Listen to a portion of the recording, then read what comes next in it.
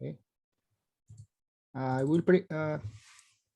assume that you can see my presentation, the PowerPoint. See, sorry that you may see me looking in a different direction. I had to move my camera because here in the Bay Area, if many of you know, we are expecting a storm, so there is no light at all through my window. So I thought probably if I put it in this side, it would be better. Let me share the, no, sorry, that's not what I want to do. This is what I want to do. Can you see it well? I assume that you can see the. Yes. Good, thank you, thank you. So for the interpreters, if there is something that is not clear that I said, feel free to interrupt me. I know that my accent can be a difficulty. So we just need there is something like this meeting is being recorded, so I don't know, continue and leave the meeting, so because the PowerPoint is blocked by that kind of message. You need to accept that you are okay being in a meeting that's being recorded, and then you will be fully in the meeting. Okay, sorry, yeah, sorry. okay.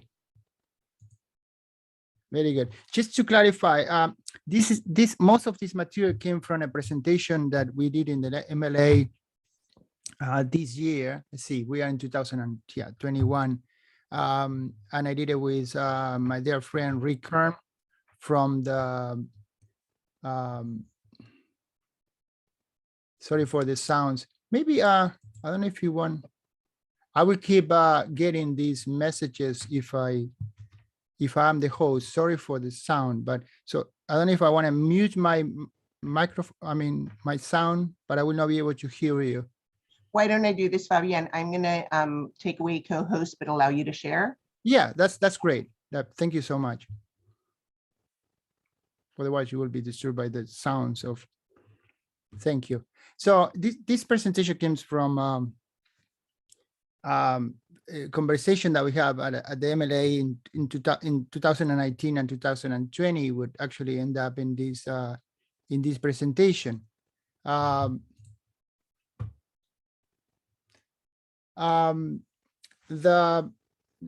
conversation went around a typical fear that we have about machines and questions like, computers are going to take control of everything. The Terminators are coming. Good concerns. I mean, I'm not saying this paranoia, but questions like, well, we will bring this technology and teachers will become obsolete. Just to clarify, that question is based on fear that is not sustained by any clear example. I mean, just like if you understand these technologies, you know that that question is kind of bizarre. But let's don't move faster and just start with a definition. What do you think artificial intelligence is?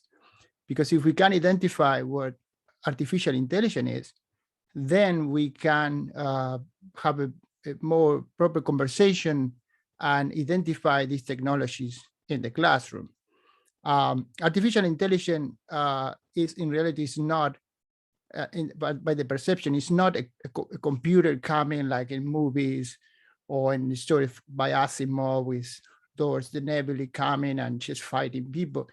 Artificial intelligence is around us in devices like phone, Alexa, when you are driving a car. I mean, the information that you are sharing. I found on the web. Okay. According to Thank you. BobCanes.co.uk. Alexa, stop. Always keep both hands on the wheel and slow down to maintain Alexa, control of the car. Stop. Sorry.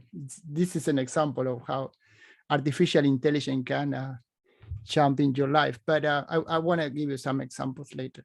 So artificial intelligence is in reality is code, is a virtual type of algorithm that can be presented in many different devices, even in books.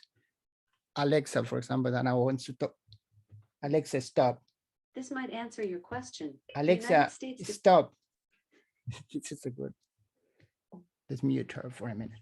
How machines and this technology can be presented in phones, in medicine, and so it's more an algorithm than that entity.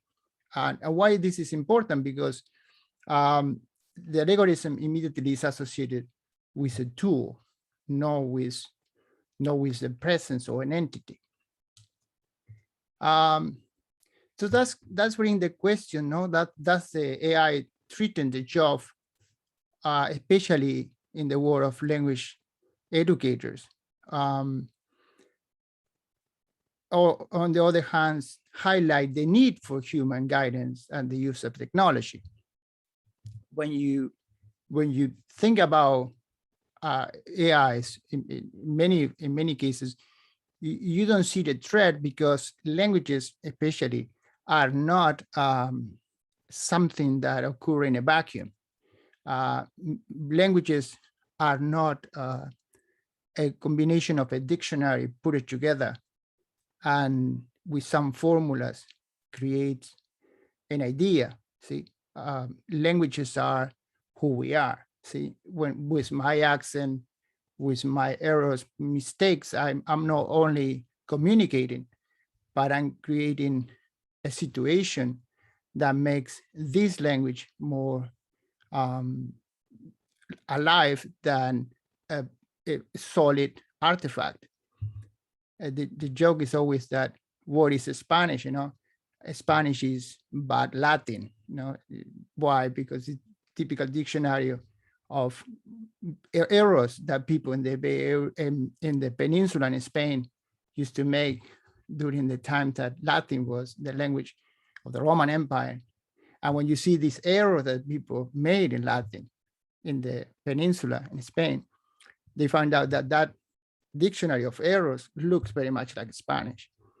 So the machine in its perfection, or her perfection, his perfection, it doesn't have that capability of making errors. So that there are many philosophical discussions on this topic, but the idea of machine as a threat is almost absurd.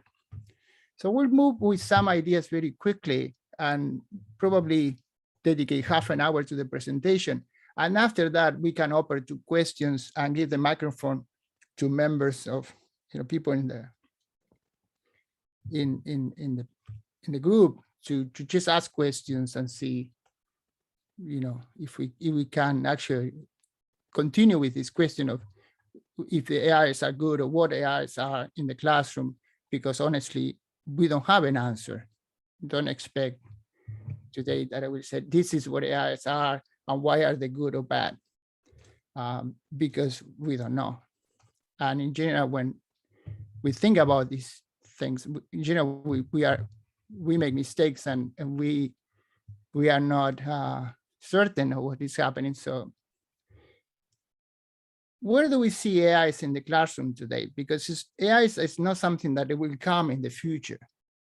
AIs are in the classroom today, very active, and I see it all the time. Also think about the classroom is not only a physical room where you teach a class. The classroom could be a virtual classroom. For example, I teach only online since 2007. So my class is not a physical place where I met with my student and said, okay, today we're going to see the subjunctive. We do this virtually during the week. So we see it constantly in translators. If you're teaching languages, I'm 100% sure that you will see papers or stuff that you think this is very advanced, or is who wrote this, just phrases that they don't come from a student in the first or second level of Spanish, for example. Imagine the same thing in French. But translators are becoming extremely powerful. I mean, so good and powerful that I will tell you that the second chapter of my last book, I did it with the Google Translator. I put my chapter in Spanish and the Google Translate just translate the whole thing. Then I have to go and, you know, fix stuff and change ideas, but the translation was, I would say, more than 80%, maybe 90%, not only accurate, but fantastic. I mean, it was something that even phrases or combinations that didn't occur to me that could be wrote in that way in English. And the same thing happens when we are in the opposite direction. Even today, when I find articles that I want to share with students, and if I need to translate it, the Google Translator is not the same Google Translator that you saw maybe 2 or 3 years ago. It was horrible, it was choppy, it was not a good translation, but you could see accurate stuff. But machine learning, this is one element in AI, is that the machine learn from mistakes. It's getting extremely powerful. So we are pretty sure that in 1 or 2 years, you will not be able to see if the translation was made by a person or a machine. So for us as language instructors, this is an issue. But it's an issue and also create possibilities. For example, if I write a sentence in English, something that happened this week to me, you know, you have this sentence, for example, another question that came to, and I'm a Latin, coming from a Latin background, I would write another question that comes to my mind, see? Because you are looking for that position of whose mind is this. But in English, actually, we don't say things like this. We said another question that comes to mind. So if you put it in Spanish and you see it in English, immediately you will see something that didn't occur to you. And this could be quite useful. Quite useful if the student use the tool not only to translate, what I see a lot, and even classes in literature, students that they are taking the class and they don't speak Spanish at all. I mean, I'm not saying that they don't, they speak some Spanish or make mistakes. I'm talking about people that they don't have a clue what I'm saying in Spanish. And we find out about this maybe in the 5th or 6th week of the class when trying to interact them through a Zoom. So this shows that these machines are extremely powerful, that they create disruption because a student who needs that prerequisite to transfer to Berkeley and doesn't speak Spanish, they find that they're very clever, they very sneaky, they get in the class, they pass the class using a translator, and an instructor that is not familiar with this tool don't know that this student is doing this. At the same time, it's a very powerful tool. An example this week, for example, I have a student who's taking a level 3 in Spanish, what we call 2A, in Berkeley will be 3. And the student is Brazilian. So her Portuguese helps a lot in her writing and in many in activities, because she can understand practically everything, but when she had to write, have some issue. So she used to always said, yo gusto esto, because in Portuguese, we don't use the indirect object, me gusta this. They use it like in English, I like this. So she find out to the translator that the me is actually the indirect object of who actually is producing the action, but it's actually in her mind who actually conjugate the verb. So he said, yeah, that's right, because in Portuguese, you don't have this structure. Like in Italian, we used to say, this pleases me. You talk like the Godfather. And why? Because in Italian also that construction that the object is who actually is producing the idea, and the movement of something, like this pleases me, instead of I am being pleased by this. So see, the translator could be useful, could be powerful if it's used in the right way. Imagine if you put the sentence like si se puede in Spanish, like very common phrase by Cesar Chavez. For an English speaker, si se puede doesn't make any sense. What is this about? So the translator can help but also can produce sentences that they don't have any clue. So you have to adapt your class to that situation. We can talk more about this in the next hour. The other tool that is getting producing a lot of disruption at the same time are very useful is the paraphraser. I think it was like 7 years ago, we went to Apple in the Silicon Valley and they show us this code that you put a sentence, no? And then you put more sentence and then you create paragraphs. I mean, or just put like a whole page of an article. And in newspaper, they found out, well, this paper has 600 words and I need only 500 words. So they create an algorithm that they will modify the syntaxes with no mistakes. I mean, just like it's not like cutting this word or that word, but understanding the syntaxes and paraphrasing the whole paragraph or page that you have to do and reduce that from 600 to 500. So there are a lot of paraphrasers, machines, tools in the internet that the student use to avoid plagiarism. We will find it very quickly when they put a paper in, I don't know, in one of these like Turing.com, and you find that the paper has zero cheating or plagiarism, zero. But it's very uncommon because in general you produce sentences that they could look like another one. Now these tools are getting better and avoiding this issue, but that zero actually concerns me. You know, it's just like, where is this coming from? Because we saw before that they will, for example, take a paper in English, translate it in Spanish, put it in Turing.com, and it doesn't look like it's nothing. They are not cheating. So what you do is you take that paper and put it, translate it into English, and suddenly appear for when you get it. So the paraphrasers become another tool that could be useful, could show them how to reduce a huge paper, but at the same time, it can be used for cheating. And paraphrasers use this type of smart technology.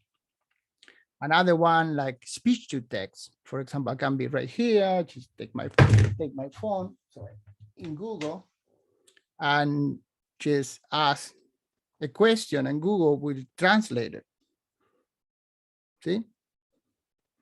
So imagine that if I talking with a student and I send a video saying, hi, Johnny, I want you to do this and that, and you just verbalize and carefully pronounce every word so the student will understand, and the other side, the student is with the phone. I'm not saying that we have to be police and all students are doing this, because this is not the case. Students don't do that.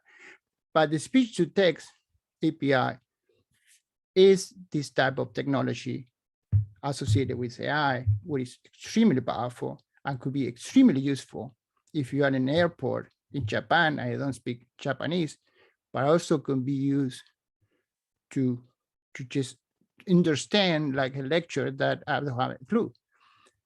It's a type of voice translator.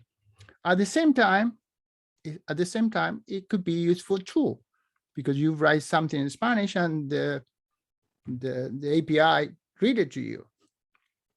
And where we find this, or we find it everywhere. We find it in Kindle, we find it in Google, it's everywhere.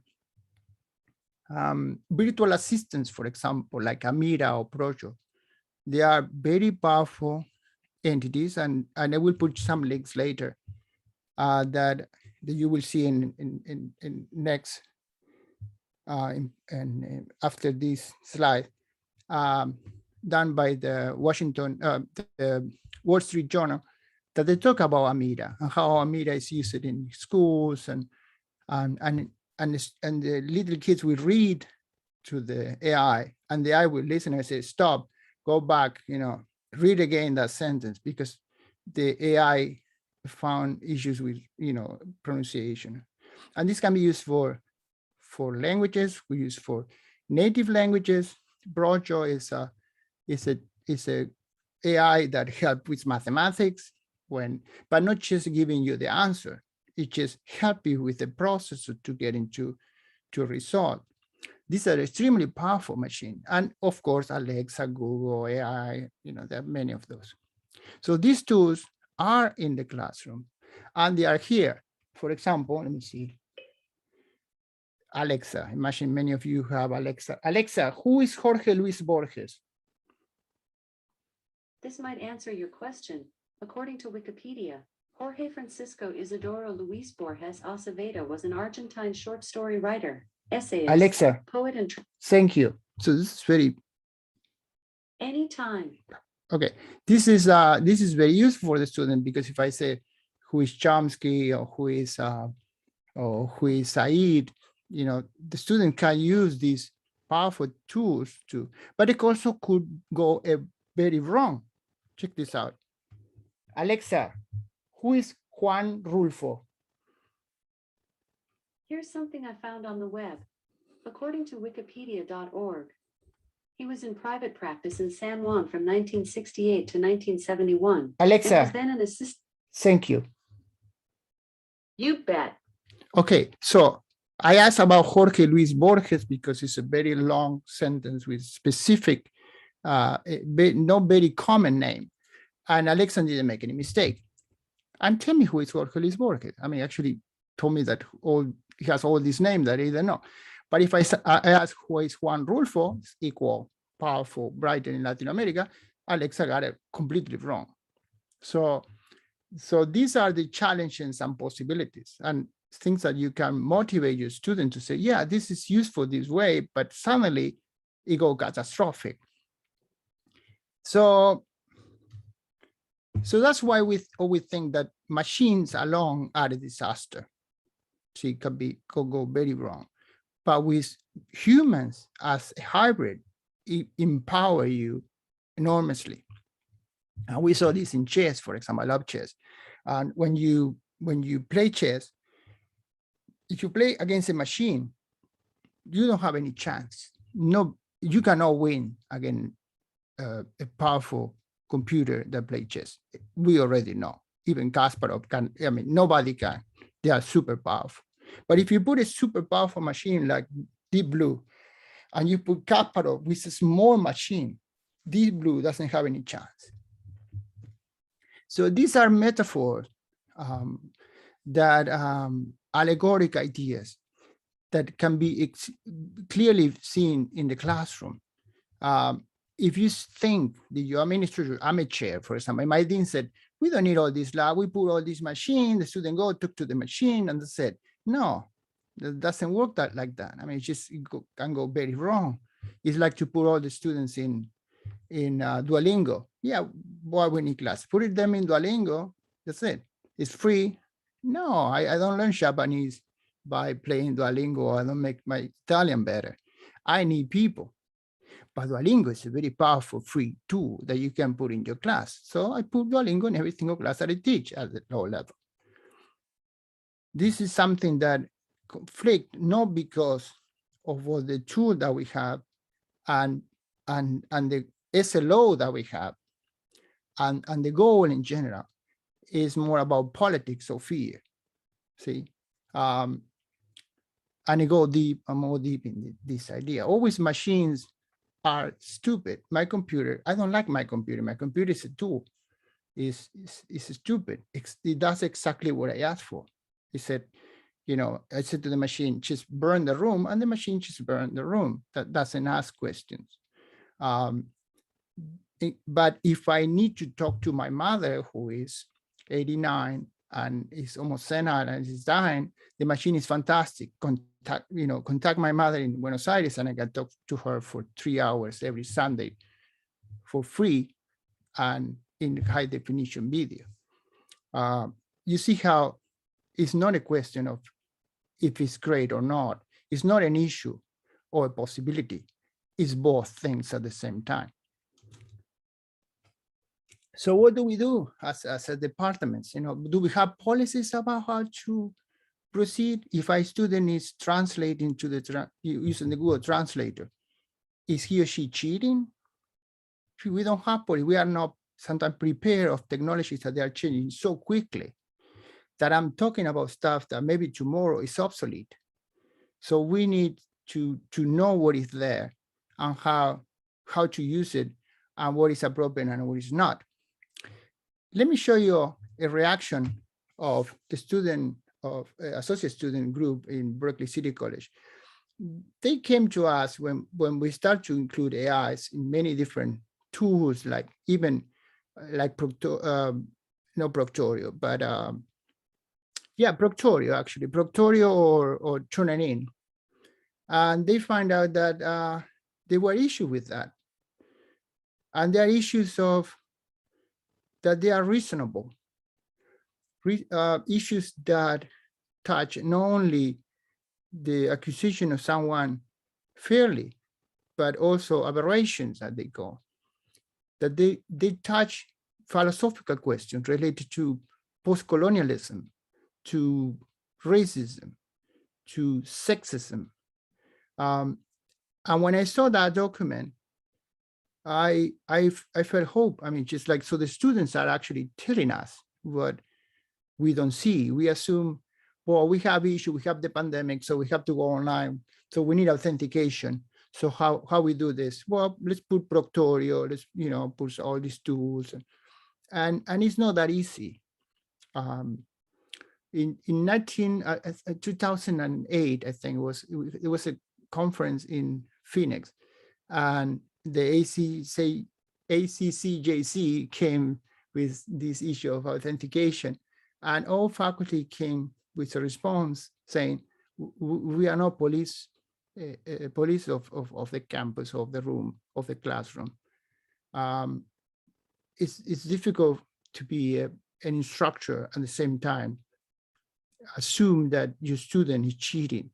It's a dilemma that we have since the Stone Age, I know, but it's more complicated than just putting some rules, and it requires discussion. And so when I saw this, it was for me fascinating. And this is a document, it's a public document. And do institution, and this is coming from the MLA conference. And after this, we'll go very quickly and we go to the final part of the presentation. Do institution include language learning and language related apps and services as part of the overall approach to digital literacy? And this part goes specific with objectives, like SLOs. So our friends from CUNY did a very good research, with data, and they find things fascinating. The thing is, this is pre-pandemic. The pandemic changed everything. It came from nowhere. We were thinking, oh, this stuff is an issue, but it will be an issue in 20 years, 25 years, and the pandemic changed everything. So in 2 weeks, we have to go from just regular classes to everyone goes online. But they found this stuff. And this is from Professor Ling Lu, good friend from CUNY.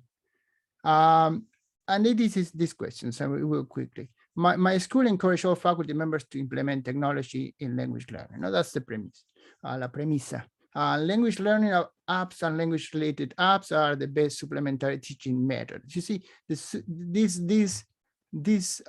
word is important. It's not saying we just want to offer apps, but this is a complement. No, this is what we do, and they use it a lot in Chinese with Chinese characters, but it's also foreigner to us in the West.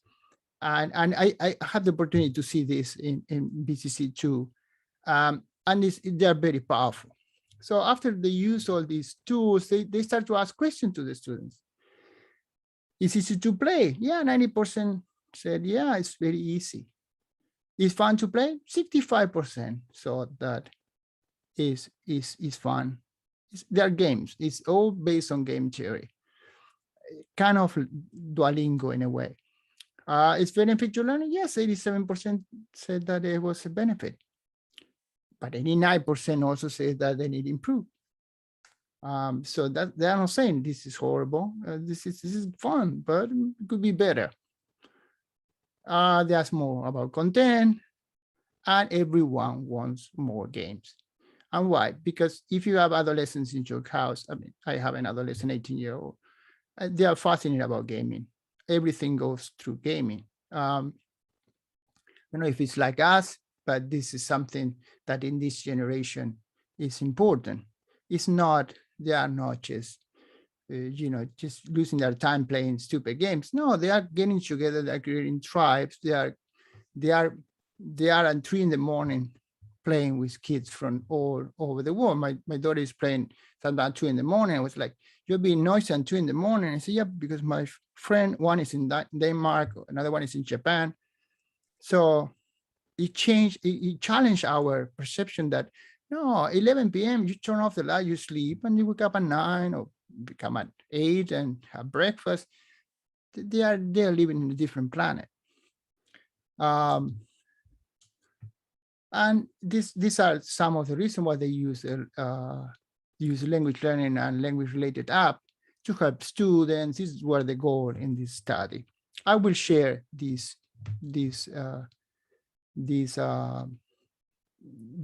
PowerPoint presentation so you can see it better later. Future student learning objectives shift more technology as introduced in the foreign language class. And remember, this is pre-pandemic, and this is all related to this type of technology, smart technology, and all other type of gaming type of technology that require smart type of technology in the classroom. And they put these objectives. And this is important because we have SLOs. If you are in curriculum committee, you know what an SLO is, and it will constantly will ask you. So they start to include this concept in their own SLOs. Some of them are more specific, some are more general, but it's quite interesting how this topic goes so deep in this type of paperwork that we do every day. This is one of the SLOs. I will share this later. You will have more time to see more specifically what I'm trying to do. We'll be able to apply concept of radical stroke, specific again about the Chinese language learning, SLO3. And how COVID pandemic affect in this context? I mean, is in general and a application in particular. Impact is the pandemic is tremendous. The full online teaching method, synchronized, asynchronized, facilitate the use all of these technologies and the issues that we have. I talk a little bit about this in the first part of the presentation.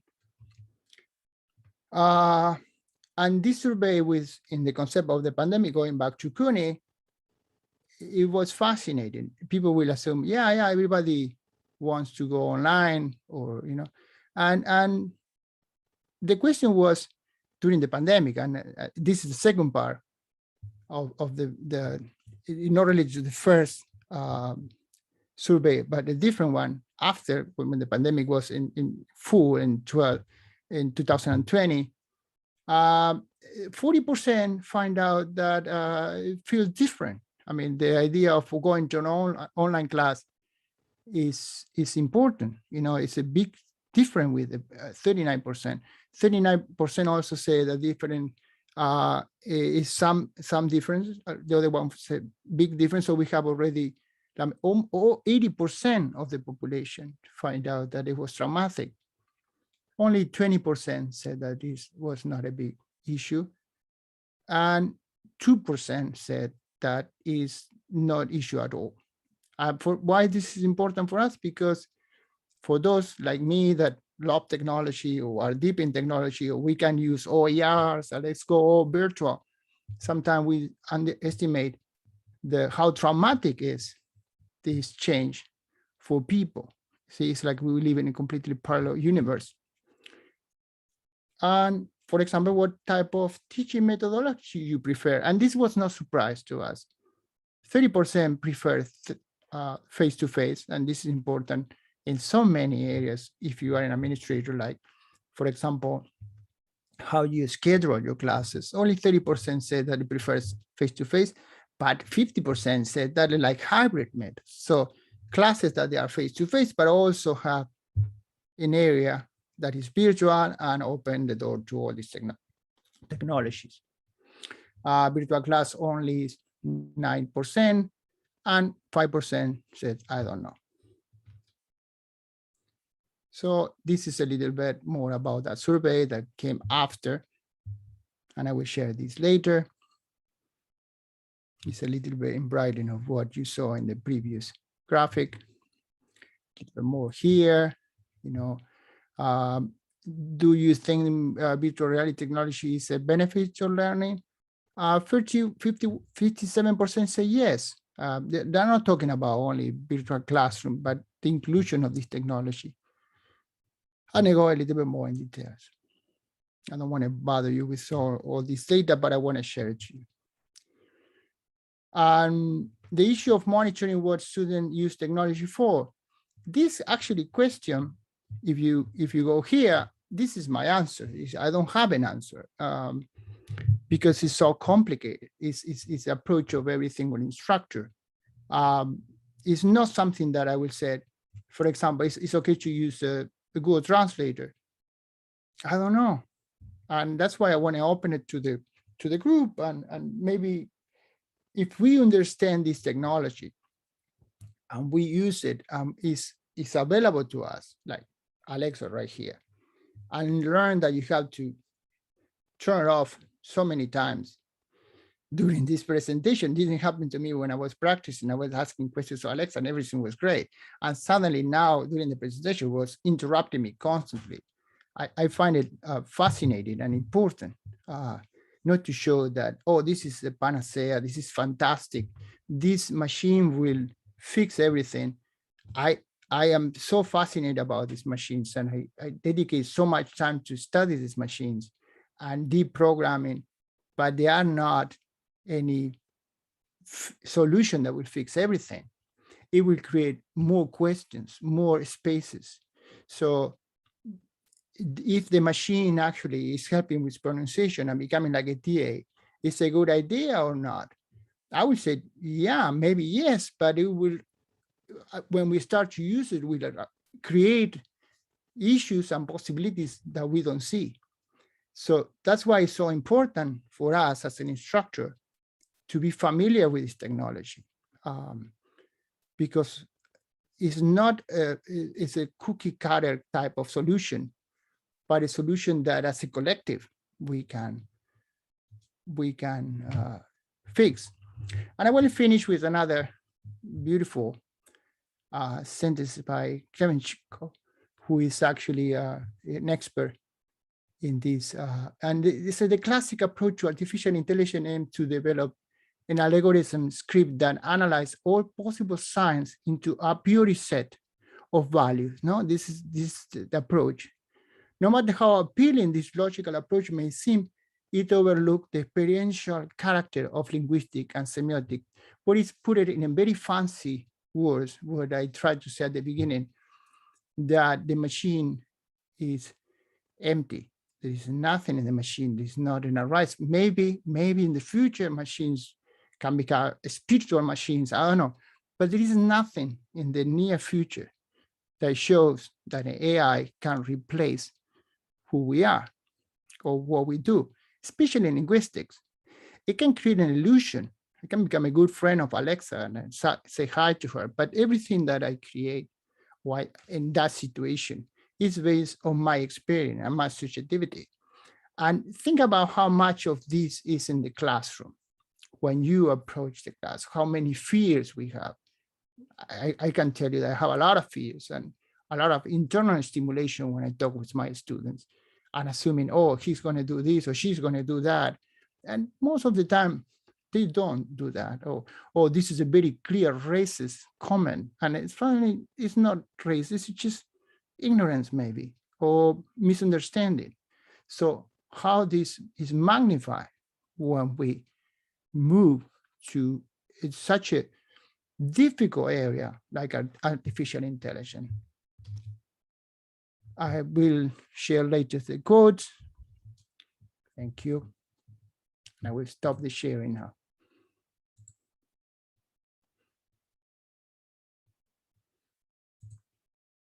So I think one of the things that's definitely clear, Fabian, is that the term artificial intelligence already carries a lot of connotations and doesn't really represent what actually is housed under artificial intelligence. So when we even have the conversations, people are having conversations using very different definitions of the term. So the conversation then might become problematic just by that.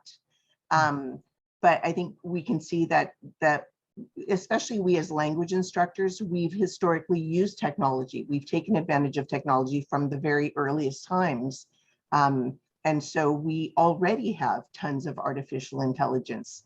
But I think what you bring up, the main question here, which you don't have an answer for, but that's what this discussion is for, is what are the implications? What are the positives? What are the negatives? And that sits on top of what you just talked about, which was our needing to become familiar with the technology. And that's the question I have for you. I consider myself pretty tech savvy. It takes me tons of hours anytime I come across a new tool to really get to know it to a point where I feel like I could even judge whether it's a positive or negative. So I think that is one of the main, at least for me, I can't speak for other people, that's always one of the main problems for me is when I find something, I generally get very excited about it, but I know from experience that there's much more to it and that's going to have implications. So do you have any thoughts about that? Yes, yeah, I will give you like what about if I give you like 5 minutes of that and we take a break? I think you recommended that, no? And you can hit your coffee and then we go back in the next part with more questions. You know, when we were in Cal in the 90s, we used to offer these seminars or, you know, like workshop called Demystifying this or Demystifying that. And they were very popular. And the idea of demystifying is that there are many preconcepts. I mean, that's actually my whole theory in the book on AIs is that we have preconceptions that they are not based in reality. For example, the idea of teaching one practical and one very theoretical. The practical, people think, yeah, online classes are easier because you teach online, you don't have to go to the university and you are just in flip-flops all day and pajamas and, you know, it's fun, I do it when I have time. And because I just teach online, it's horrible. It's traumatic. You spend because you are in the classroom 24/7, 7 days a week. I mean, I have this kind of traumatic, post-traumatic act of thinking, probably I'm driving to the pharmacy and thinking maybe something happened now. Someone did something terrible or put something in a forum and I'm not reacting or asking a question that, so how so it's a lot of work. Distance said, it's no easier, actually much easier to go to my class, teach the class, collect the paper, go home. See, so this is a preconception with the technology that it will be easy. You just push a button. And when the pandemic started, it was extremely traumatic because we had to explain people how to use asynchronized tool. And this person ever saw Canvas before. So was very difficult. It's not an issue related to the instructor. It's that, yeah, you will have to spend a lot of time creating all these parts and these tools, and you're not just uploading the syllabus. So this instead is in technology in general, it takes time, a lot of time. At the same time, the theoretical answer is preconceptions. Like, you notice that always machines are female, you know, like the robots are female, you know, like in Metropolis, they're evil female power that will just suck your blood. I mean, just like destroy the universe, except with Terminator, and they have a female Terminator. I said, well, why would it be always female? You know, just like, because it's a concept of the patriarchal society that we live in. A God is male, and so she's a witch, you know, like, so there are all these sexist preconcepts that they are very soft in us, that you find it in the suburbs, you find it in a very nice family, you find it in nice people, nice, beautiful families, and these preconceptions are there. So why not will be represented in artificial intelligence in a novel, for example? So the same thing with the machine. And if you have an instructor that is coming from a different generation, and you move to teach a generation that is hacking, like I used to go to these video games and try to play with kids and see what they're doing. These kids were hacking everything. I was completely a dinosaur for them, an obsolete guy. For this guy was making fun of me, just beating me in every single fight. I was like, this is not fair. How they can do that? You know, I'm playing these video games since 1978. Yeah, because they were hacking the system. Like, imagine what they do with online education. I mean, they can hack anything.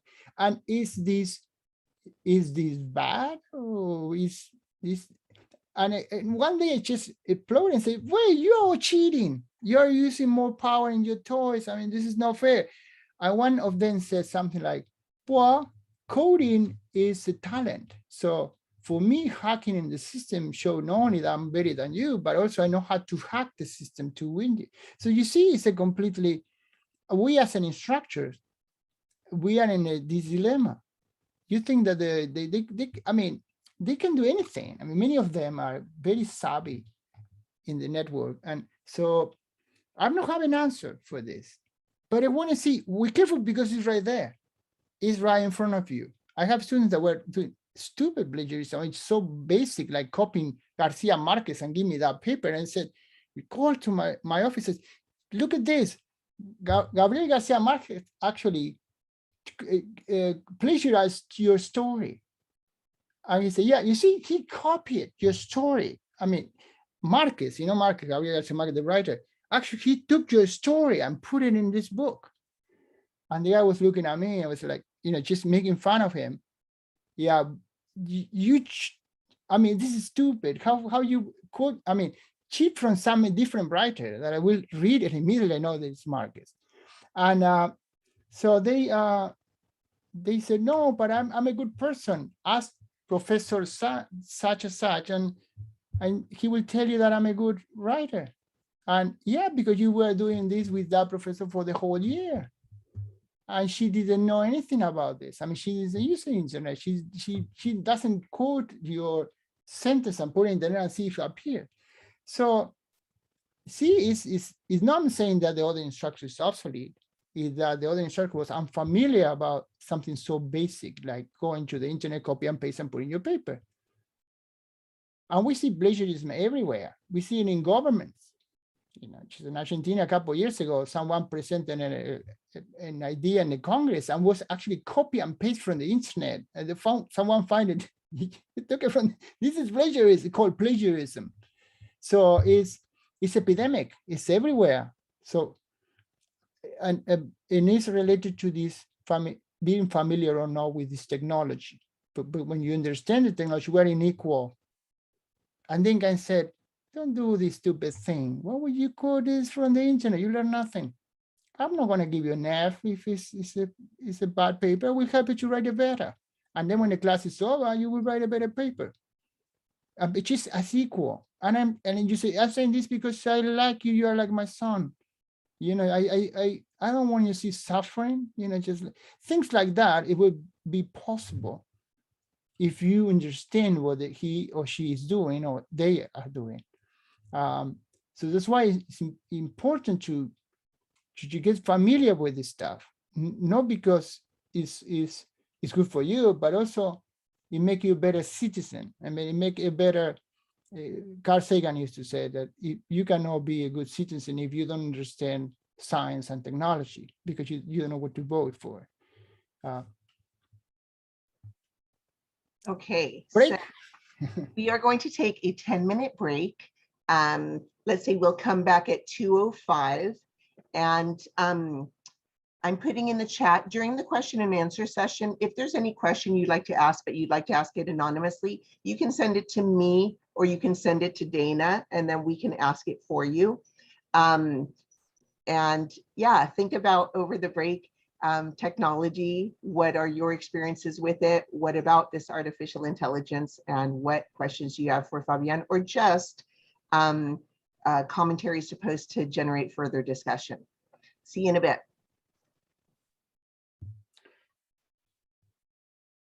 Welcome back. And so now we begin the official question and answer section. And I know from direct messages that I've gotten that there are questions. So I will open it up. If you have a question, you can either put it in the chat. We will be looking for that, or you can also raise your hand. And let me put this on gallery for me. Nancy, I think you should be able to unmute yourself. Let me know. I am unmuted, yes. Okay. Hi, Fabian. I have a Hi, question Nancy. regarding Google Translator. I have an issue with that. Uh-huh. I teach translation Yeah. and we've tried that. I know it's gone a long way nowadays. I mean, it's a lot better than when it first started. But do you think it will get to a point where they will actually capture all the dialectal differences within the in all those expressions that we have, idiomatic expressions, you know, sayings, los dichos? Do you think it will capture that? Because I just tried it and it still doesn't. In my translation courses, they still don't work. Do you think they will capture that, the differences? Well, always my friends who are in translation ask the same question. Oh, okay. So no, it's of course. Let's see. I don't know. You know, in general, I'm wrong, but I don't know. I saw that Windows was not going to be the operating system. I saw there was going to be your work 20 years ago, and I was completely wrong. But what we know is that it's getting better and better and better in literally translation. For example, if you are an expert on this, but it will never until they become like humans. I mean, but it's not something that we are seeing yet. I don't think we're going to see it soon. It will never translate the art. I mean, never will be able to perform the art of translation. And you as a translator, you know better than me, than if you said the moon in the library. You know, how do you translate that? Maybe you have to completely change the whole idea to show me the mnemic image. The machine is even close to that. You know, it translates things that they are very ridiculous. I mean, sometimes, but it do actually the hard work. I mean, I assume if this is the same metaphor that we see in other areas like coding, or machines are getting so smart that you just ask to do something and the machine will do it, and then you go and fix stuff. It will become probably a very powerful tool for a translator to do the part that is evident. And then you will have to go, it will be maybe more work, but you will have to go and interpret what the original text is. But I'm not a translator. I know that when I have situations that they work well, you know, in simple articles like, you know, a political article in the New York Times, and I had to send it to Peru, and they don't, my friend doesn't speak English, so I put it in the translator, and he gets the idea. And this is very kind of basic type of, it's like cooking. I can put a hamburger and that's it, or I can go to Japanese, or can go to a big restaurants where you will see, wow, this is something else. So the translator, I don't see any machine translating poetry, for example. It's absolutely ridiculous. And it creates situations, even a couple years ago, and the translators are getting better. I saw a debate on Twitter between a Canadian friend of mine and an Uruguayan who also was a friend of mine, and they were debating in English. And the debate become bizarre. It was about open education and MOOCs, you know, massive open online courses.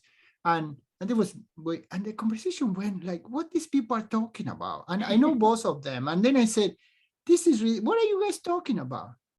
And because they were using translators, actually, Okay. why am we using the translator? And the English speaker from Quebec actually went on, it became like this broken phone, teléfono descompuesto, I don't know how you say it in English, but it was completely bizarre. I mean, you guys are talking about nothing to do with the topic. So this is an example how translation can go very wrong. Exactly. You saw the example with Alexa, no, that I was trying to show, that you can ask Alexa one thing. Let me turn it off because we'll start interrupt me. But it can give you a perfect answer, or can give you a horrible answer. Let me show you an example of bad translation. A student last week was a debate, it was a discussion about Don Quixote del Molinos de Viento, that chapter. And she keeps saying Don went to, like in español, Don quiere. I was like, Don is not a name. No, his name is not Don Quixote, the joke about Don Quixote, a donkey called Jote, Don Quixote. Okay. She saw that Don was the first name. And for this type of mistake, you find it when you don't pay attention to the translator. But actually, for a simple sentence, it can give it a structure.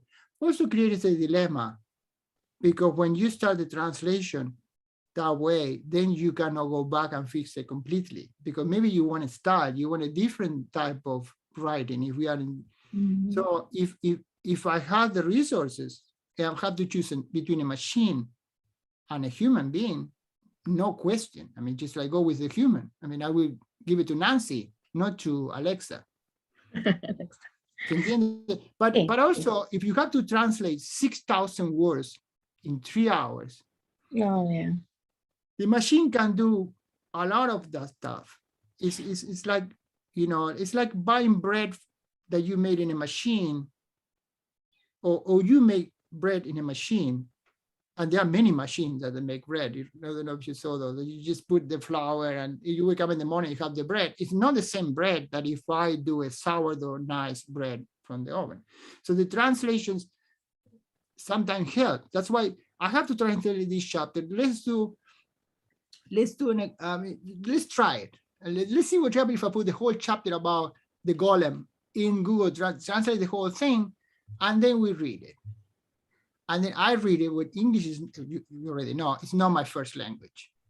And then give it to my wife, who actually English is her first language. And then went to the editor, and they fix a lot of stuff. I mean, they changed the style, did everything. And then they give it to me. And then I read the English. I can read it deep in English syntaxes and Spanish. I said, this is good. So there was a machine in the process. Okay. But 60% are humans. Just how would you translate things like, imagine this idea, a rose is a rose. It's a very common, tacky. And it's so powerful. I mean, a translator will go deep in their feelings and saying, this is how your mother used to say it. The machine is not even close. It's in a completely different universe. Machines don't feel anything, not yet, but when they do in the future, it will be something else. You see, the machine coming back and saying, I don't want to do this, it's so tonto. I mean, it's just like someone doesn't understand anything about computers. It's like your refrigerator is going to say, I don't want to do this anymore. So that's why my answer is, it will becoming more and more a tool for translators, I assume. But doesn't mean it will replace it. It's like a car. A car takes you faster to another city, but you had to drive it. It may drive it by itself, but I will actually keep an eye on the machine, because Yes. ¿se entiende? No sé. I hope that. Sí, gracias. Thank you so much. That really helps, and it makes me feel a lot better. And it's my They're still needed. Humans are still needed. Wrong, okay, I could be completely wrong. No, I agree with you. Thank you. I think no matter what, it certainly brings all of these, whatever we're talking about, whether it's translation or anything else, bring into the fold really existential questions. Like as the computer becomes more and more adept at translating, and really the computer has a lot more information available, a lot more data than any individual translator. So maybe in certain instances, the translation is better because it takes into account what more people will understand because they have that information. But then we have to look back and say, well, then where does the translator come in? Where does the translator become such an important part of the equation? And I think that's what you were talking about with poetry, where that's where we might say that's not going to work for the computer, but the computer will do really well in these situations. So maybe it makes certain roles more narrow, but that maybe not necessarily is a bad thing. Who knows? But I'm getting questions, direct questions that other people are not seeing in the in the chat. So let me put in the first one, and that is talking specifically about what you had mentioned, Fabian, about lots of questions about plagiarism and tools for plagiarism. And this question is, what is the best way for your course in Canvas to prevent plagiarism? Is there any? Can I prevent my students from cheating while using Proctorio? And so I'm interested also in knowing, what is your thought on those kind of tools, Proctorio and others, that watch students and aim to stop them from cheating? Yeah, fantastic question. This is a question. I mean, just like that's what we constantly asking ourselves. For example, just to give you a background, I teach Spanish 22A and 22B, which is Spanish for native speakers. And I teach this semester only, I'm teaching 3 and 4, which is one is more writing, the other one is deep grammar. So I will give example for those courses, but it's not the same thing if you teach like Spanish 1A or 1B, but it's different. Or Spanish 30A, what is Introduction to Latin American Short Stories, what is like a low division seminar. So you see a lot of plagiarism in those courses, in the advanced courses. You also see it in the lower levels, but it's a different type of situation. So in my courses, what we do is we have forums every week. We bring like a short story, no, for example, but the short story, they have to read it by Monday, and then they start the debate, constantly talking about. So what do you think about this? Why this donkey called Jote? Sorry. So is fighting this, the purpose is not to teach literary criticism, is to make them right. So check this out. First thing that is effective for me, and I open to hear other possibilities, is not to ask, write me 300 words about Don Quixote, because that actually opened the door for them to go to the internet because they feel insecure, because they feel that I don't know how to write this. Sometimes it's always happens when, not because they are lazy, I mean, just putting that in, it's because they are afraid. I mean, they feel that they cannot do it. Most of the cases, they do it because of that. They are under pressure. They are working like 60 hours a week, and it's Sunday night. I have to write this paper. So by putting questions that you have to answer by Wednesday, and specific questions, why you think that Don Quixote is doing this, you already discourage them from doing plagiarism, because it's very difficult to do plagiarism that way. So this is I didn't invent this. These are debates that they are very active. I mean, very present in this instead. Never put up something too general. Put it more specific. Put in interaction. Ask, okay, Mary or Johnny, why you think that Don Quixote is like is so friendly with Sancho Panza? Just like things like that. So you have to write a little bit. Not all together, a little bit on Wednesday. And then when they have to write papers, what is more related to the question, we have in Canvas, you have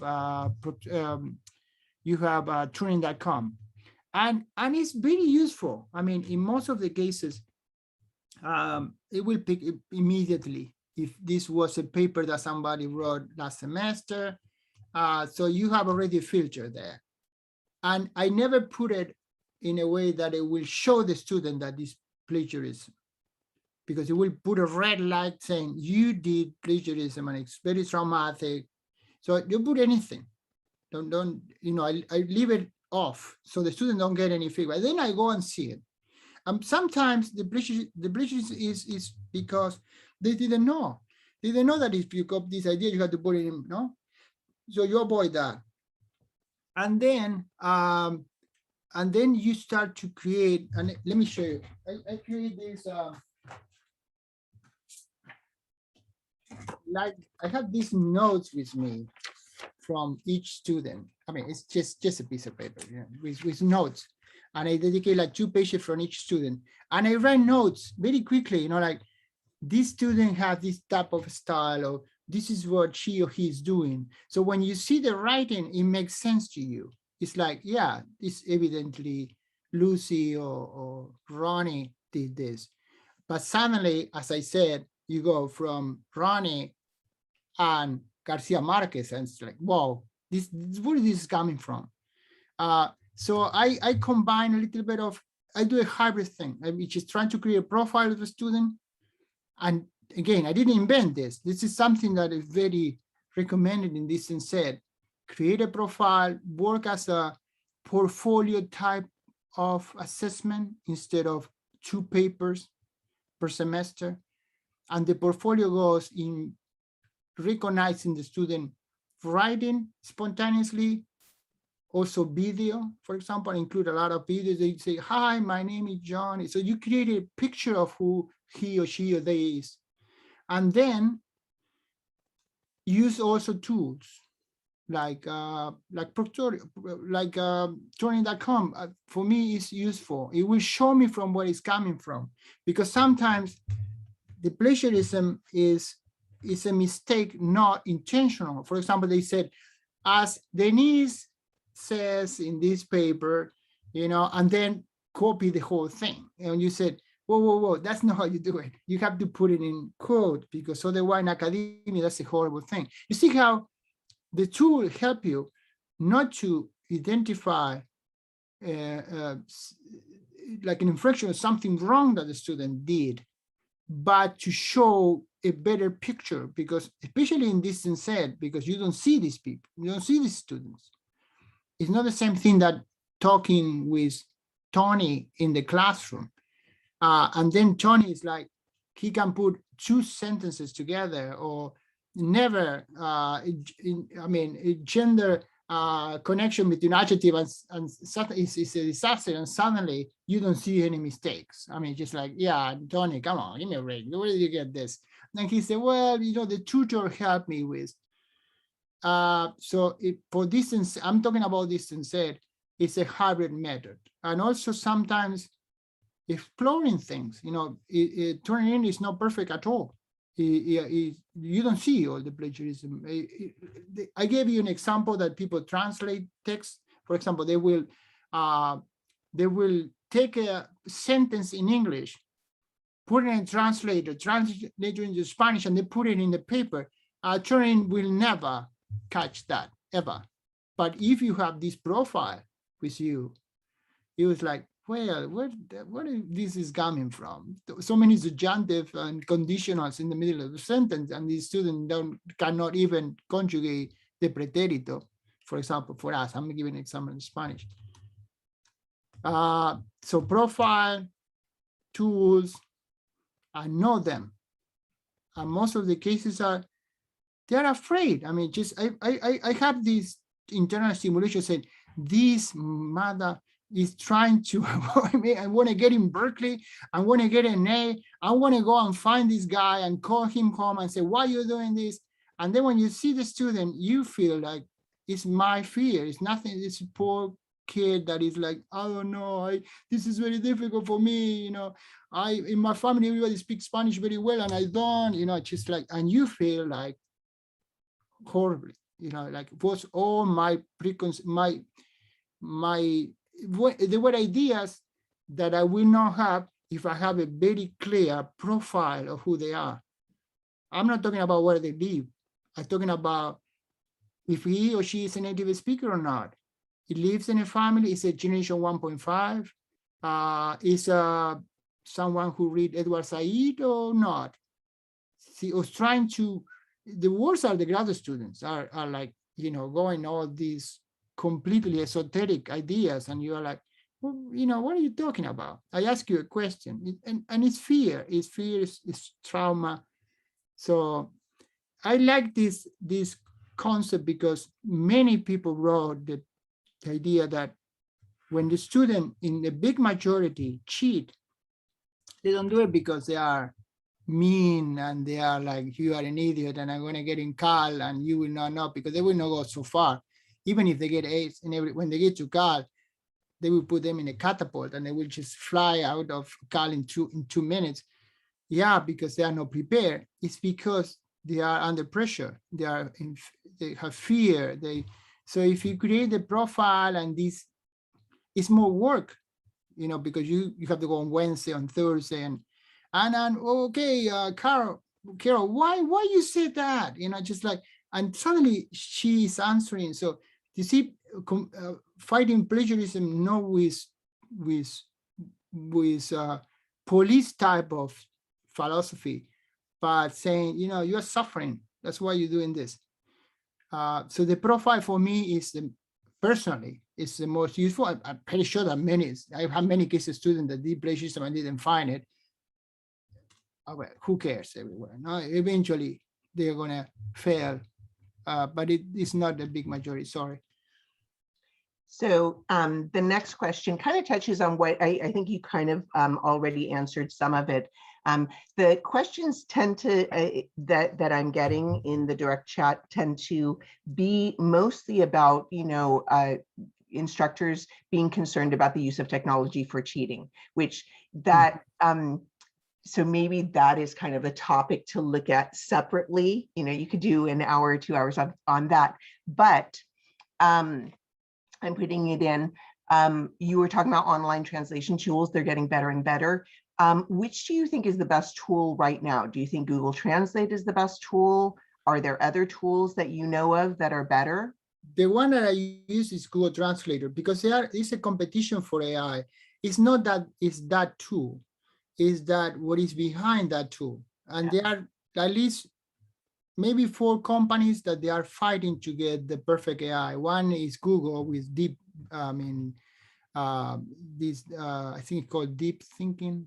I don't remember. I'm sorry, I'm kind of tired now, but there is an AI that Google is creating that is very powerful. Then there is IBM with Deep Blue and similar type of AIs. So you will see all these tools, but doesn't mean that it's that tool. That tool is connected to like a brain. Right. It's a bad metaphor, but it's a smart network. That's what it is in reality. So I think Google seems to be one of the more powerful ones, especially in this area of translation. Very powerful with you know, location type of technology like GPA. I mean, it's unbelievable because it's understanding where the cars are going. So it's saying, take this road. And we say, why would I take this road? Because they already know that 5 cars are going that way. So Google is very powerful. And, but with voice, I think Amazon is getting extremely powerful, especially with Alexa. You see, Alexa is like, you know, it's just a tool. You know, Alexa, play 3 Little Birds. 3 Little Birds by Bob Marley on Amazon Music.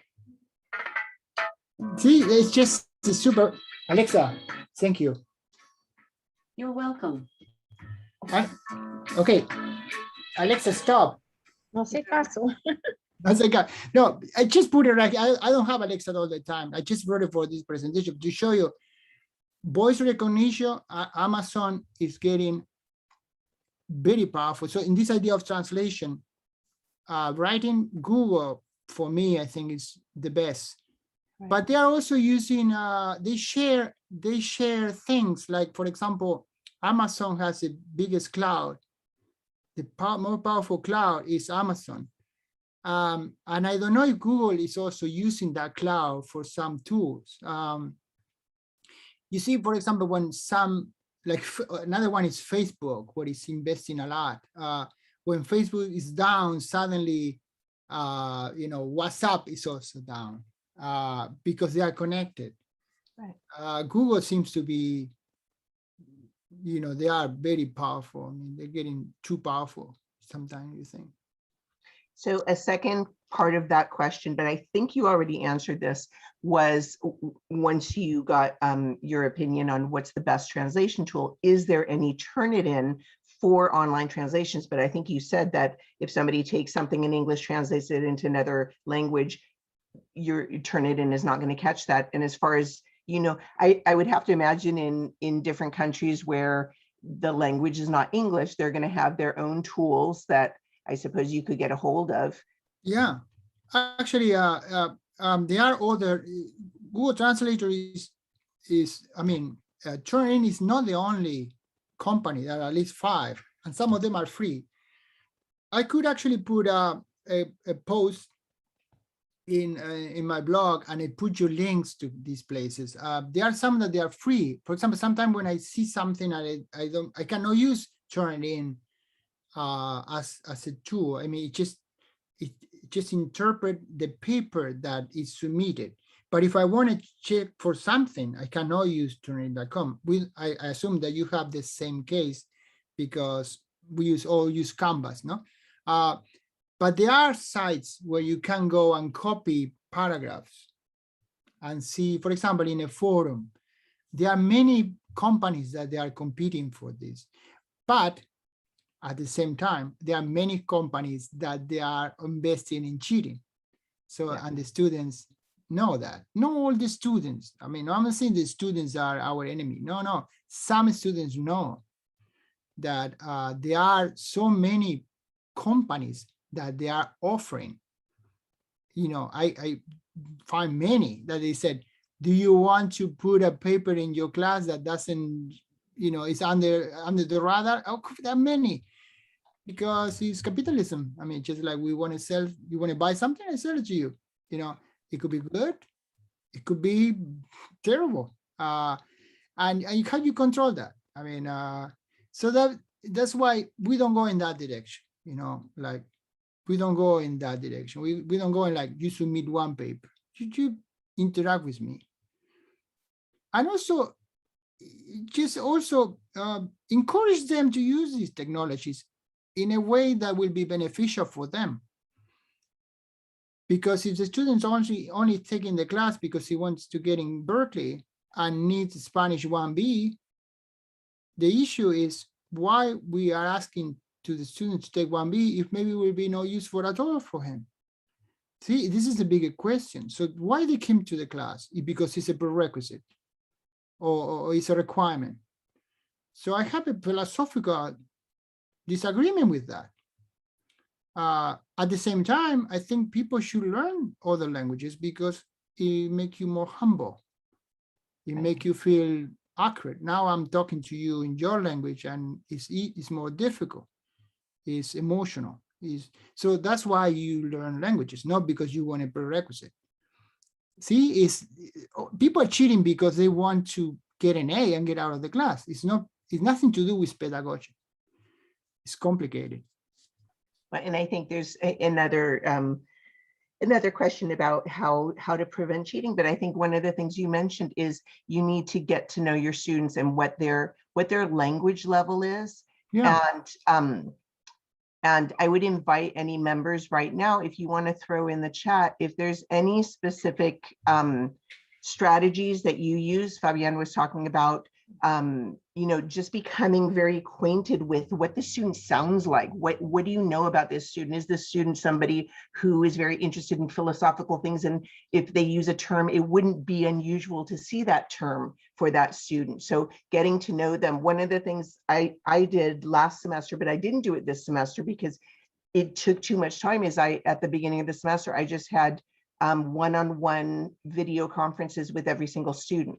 in the first 2 weeks of the semester to try to get to know them, and just speaking in English with those that were introductory and speaking a little bit of Spanish with those who weren't. And I did get really good information. But realistically, it took so much time that I didn't do it this semester, and I have to really evaluate whether that was it was worthwhile, but whether it made sense based on the time. But if there are specific things that you have, I love the idea of having students do videos. When they're doing videos, you can see whether they're speaking naturally.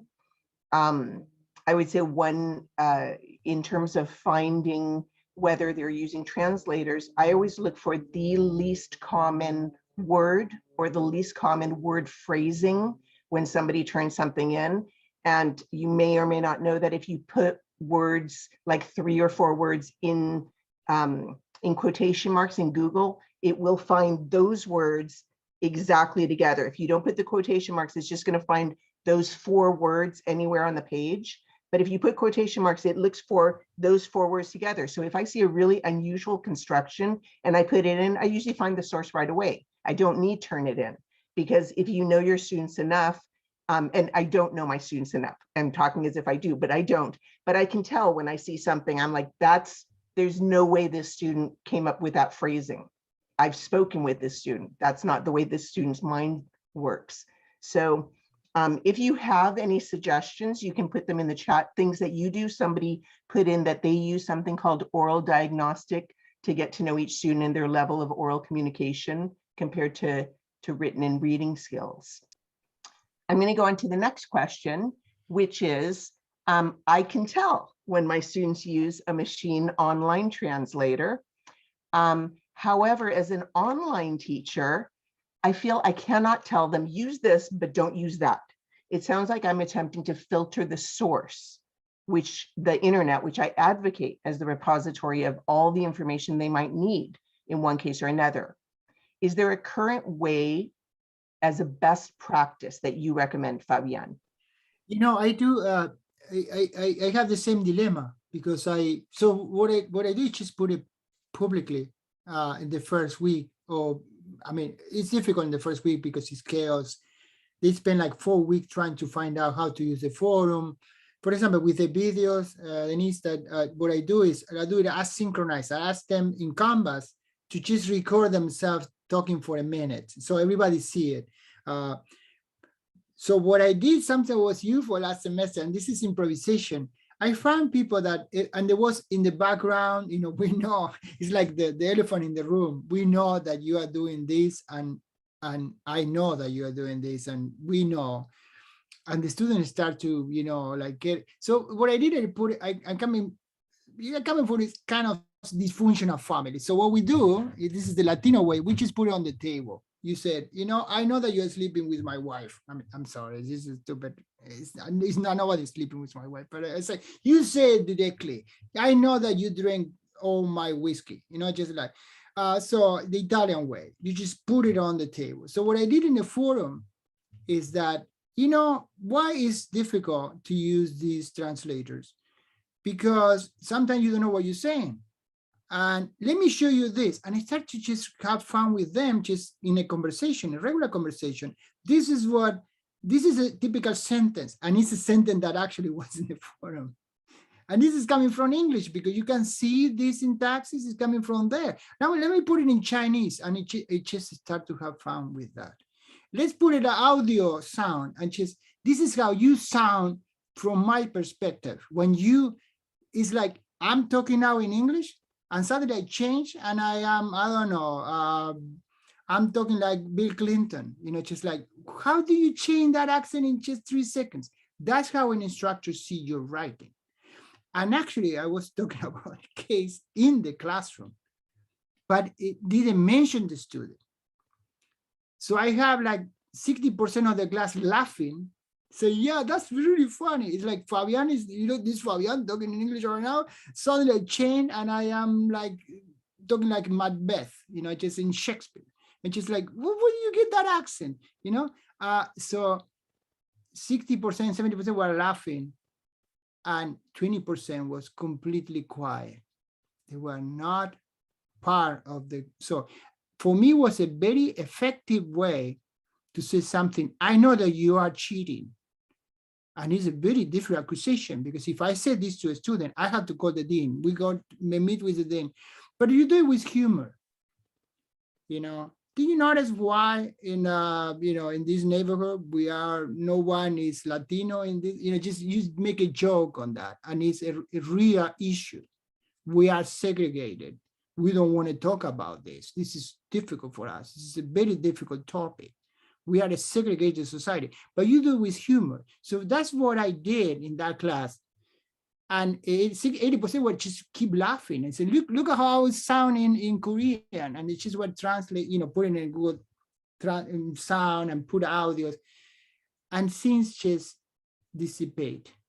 And I start to see the student coming back. I have another case similar with students saying, I put a short story by Benedetti. It's talking about dictatorship and people disappearing in South America. And this is boring.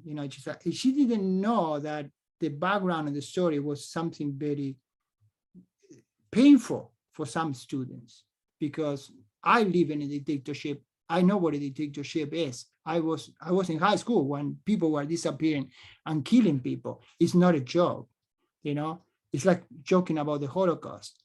But the student didn't know. So it created a huge background tension similar to this problem. So, you talk with them, you just put it, you are saying this because you never live in a dictatorship. You were never in a dictatorship. Bush was not a dictatorship. Neither Trump was a dictatorship. I know what a dictatorship is. They come to your house, they take everything, they don't see you anymore.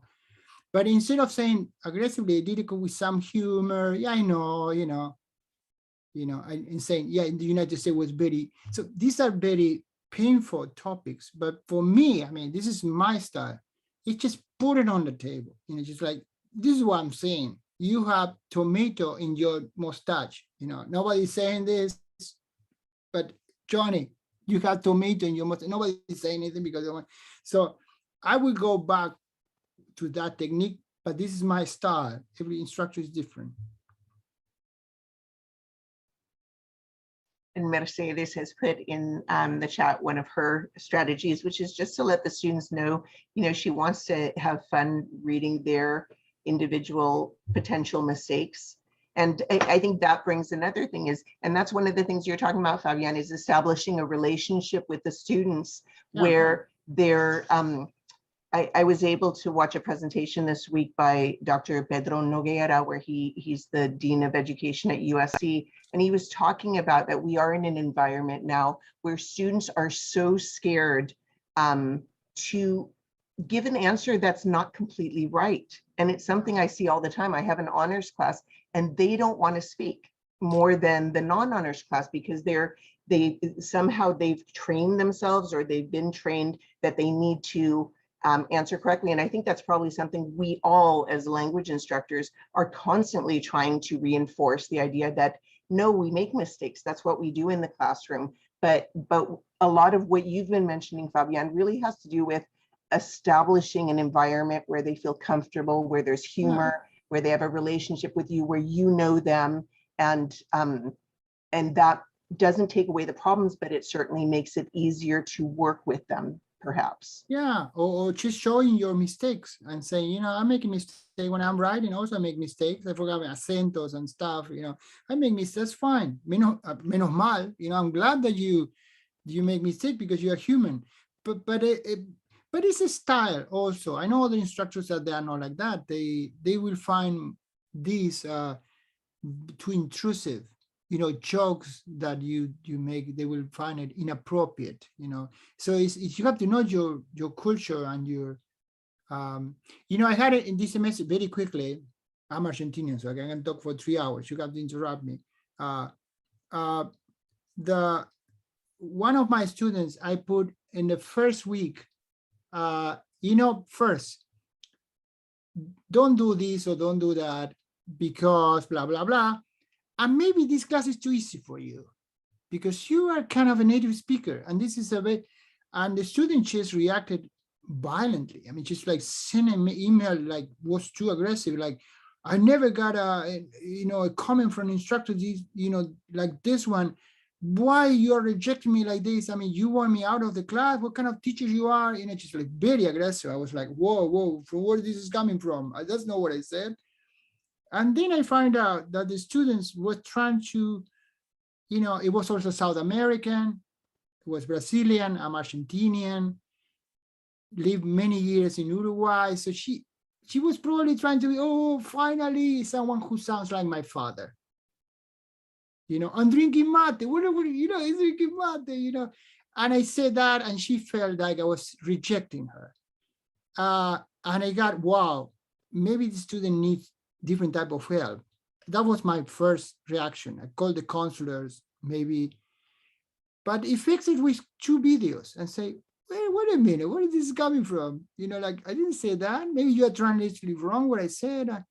And then I find out the student was very young, and I was trying to, I don't know, connect. It sounds like someone in my family, but it's not very common where I live. I don't know.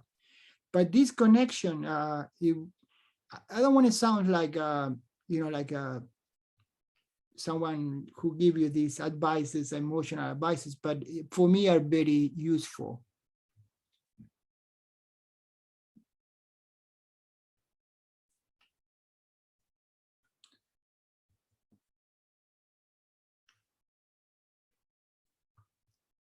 Another member posting about the importance of mistakes from that member's point of view and how we try to communicate that to our students.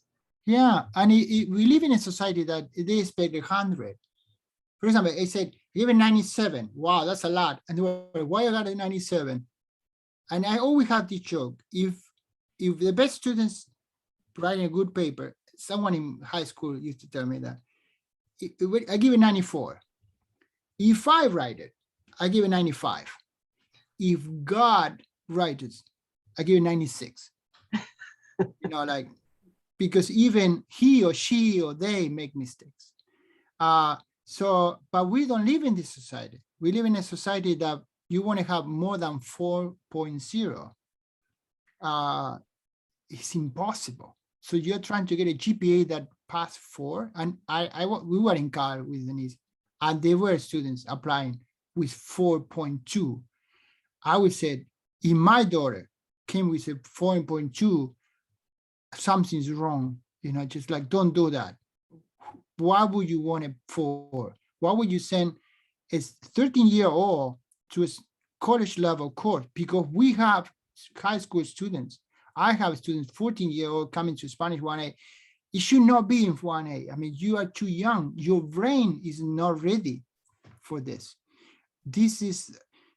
We pushing the kids to extreme that they commit suicide in Berkeley. I don't remember in Campanelli in Berkeley, they have to put this rejas because people were jumping from the Campanelli because this is ridiculous. If you get 90, you're a genius. You get an A. Who cares? No, I got a 91. Crying in my office hours. I was like, 91 is, you are like a goddess. Just like you are super powerful.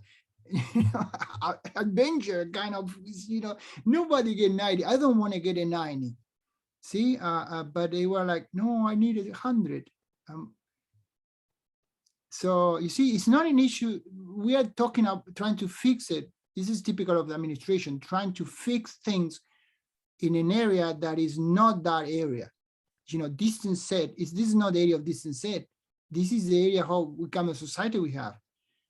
Nothing to do with this. Distance set is how you use the forum. Well, I use it this way. By Wednesday, they have to put something. Then another post by Thursday. That worked. Yeah, works very well. Otherwise, they put everything on Sunday. Nobody will see anything. Nobody can interact. These are questions on distance set. How do you use NAI? Well, it's a great tool. One day we will have TAs like these machines that they can help us. Say, Alexa, please help Denise with this pronunciation. And then Alexa will say, thank you. Yeah, we'll do it now. And that's the type of tool that we need. But nothing to do with that Alexa will take my position. It's just where this is coming from. It's just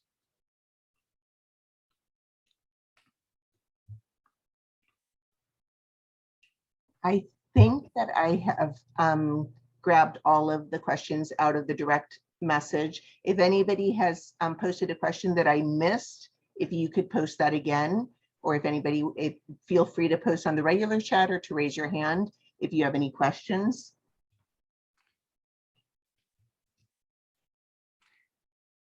If you want to finish, I would recommend you this podcast in which they talk about these tools in high school, and they use the Amira tool and how they use it in high school. Amira helps with pronunciation and reading. So they came this, sweet young boy reading, hola, and Alexa said, stop, Alexa said, stop, Johnny, stop, read it again. And the person who was being interviewed get a comment from the reporter saying, how brutal is she with the little boy, something like that. It's in the middle of the podcast. I find it fascinating that they react to the robot, I mean, the android, because she is so cold with this poor little boy who's trying to read like titi booty boo boo, and the machine said, stop, read it again. Just like, why so cruel? I mean, it's not cruel, it's just a machine. It doesn't feel anything. But it's fascinating. The whole podcasting talks about and give a good perspective of why are good tools, but they cannot replace techniques that we already have. So a tool doesn't control the SLO. You already have an SLO, student learning outcome. The tool helps you to achieve that SLO instead of thinking, I'm going to use the tool and then create the SLO. And this is a very common mistake, and it's a disaster when you do that, because then you emphasize in the technology, but not in what is the goal is. It's like production, we want to produce more stuff. Why? So we live better, instead of saying we want to produce more stuff so I am richer. So this, you see, the goal is I want everyone with a mask around the planet. Machines can do it, great. But the goal is that everybody has a mask, not that I will make $3 million. So we see this a lot in the administration. I mean, I have very violent fights with productivity, for example. I need more productivity. Maybe you do, but that's not my goal. I'm an instructor. I'm not a business person. So maybe you will tell me I don't have that much money, so this is what I can give you. Sometimes the technology is seen as a way to save money or increase productivity or have bigger classrooms. But that's a mistake. If they said we have 60,000 students, what should we do? Well, put 600 instructors, not to find a machine that will teach to 60,000 students. See, that which sounds socialist and sounds like this hippie from South America who like Fidel Castro, nothing to do with that. It sounds to what Thomas Jefferson used to say, when we need education so we know how to vote. This is what America is about. I mean, is we want to live better, strong families, strong people. I mean, just strong societies. But I don't want to be political in this, but the business approach to technology sometimes has nothing to do with the technology at all. Nothing. Well, and one of the things early on, I'm trying to remember what it was exactly that you said, and it was talking about how things were different when somebody was working with the technology versus when they were working with another, that it was that the technology could anticipate so many possibilities, but could not anticipate what would happen in the actual interaction between two human beings. And my thought was, and this was from an old TV show, the idea that people change people. In other words, when you get two people together, coming together, the student, the teacher, the two students together, the two colleagues together, things happen that you can't anticipate, because we are unpredictable in many ways. We're predictable in a lot of ways, but we're unpredictable in other ways, especially when we come together. And I think that's where maybe that's one of the answers to whether we could ever fully be replaced by artificial technology. Well, I guess anything can happen, but realistically, the situation is different when we're working directly with the students. All the technology that you've talked about has its pluses and its minuses, and it's wonderful to implement it. But there's a special thing that happens in that interaction, that human to human interaction. Yeah. Did you see the metrics? It's funny because it's a very, in the metrics, in one of the metrics, the machine, Neo, one, I don't know if you saw the metrics, but we are nerds, sorry. So in the metrics, Mom and Neo talk with the architect and says, or one of these dark people, members of Agents. just put the architect and said, why created this horrible reality? And he said, because before we created one that was perfect, people were so happy, everything was fine. You know what happened? It started to die. The whole crop, they call it human crop. The whole crop died because you give everything to them, they just get bored and they die. And he said, look, like humans need pain. And that's a joke. It's not that they need pain, but we need mistakes. We need the interaction. Would you be with someone who said everything yes to you? I will not. I will run away from that person. You want to marry him or her, and he say yes to you in every single question. I would say, no, really, I run away. Because so the same thing with the class. It's like, I'm not going to give you everything you want. It's going to be painful. Languages are traumatic, are difficult, are horrible. Are the most painful thing. You lose everything. You lose your personality. You lose who I am. I'm an intellectual. I am from many generations of people who survive. This is my culture. This is who I am. And suddenly everything, boom, gone. You are like, ugh. So it's horrible, but it's like nirvana when you dominate the other language. So to put it clear, it's just, you're coming here not to have fun only, you're going to suffer. Yeah, good. And good suffering sometimes is good. Of course, imagine this talking with my vice president, the dean, about this. It's what is wrong with this guy? Get him out of the committee because it's not important. Now we want is to have classes of 60 students per class. That's what I need. So I get a better productivity. I understand that's not wrong. That's their job. Machines are the same. It's the same thing. The machine don't care. Don't think. There's no one there. There's nothing. You can use it to help you, and you present this to the student. It can help you or can create dependency. It's like video games are fun, a lot of fun. You can become addicted. Oh, you can get very addicted to video games. I'm telling you, so this is the same, I don't know. People want answer, but that's what they want certainty. I say no certainty, no, there is no certainty with this. It will change. Actually, another traumatic thing is this change every week. They change so quickly. Right. We're talking about 2020. It's like Stone Age. It's 2 years ago. It's moving so quickly. So ways of hacking, for example, I don't have no clue how they do that, and they do it. So I'm going to grab that last statement and make a really awkward segue, which is change. It is time for us to unfortunately end and move to the next session. Those of you who will be attending the third session, which actually begins, we don't have the hour break in between, unfortunately. Fabian, thank you so much for bringing all this information to us and lots of questions to think about. I think I'll be thinking about this tonight. Maybe I'll watch The Matrix again, just watched it again a couple of months ago. I'm going to put in the chat the information for the third session. The link is there. And just a reminder that if anybody wants confirmation of your attendance at this conference, to write to us at cccflc@gmail.com, and Karen will get that confirmation to you. Thank you so much. And I'm going to say goodbye to everybody. I'll wait until you guys sign off and then I will end this meeting. Gracias. Gracias, gracias. Gracias, bye.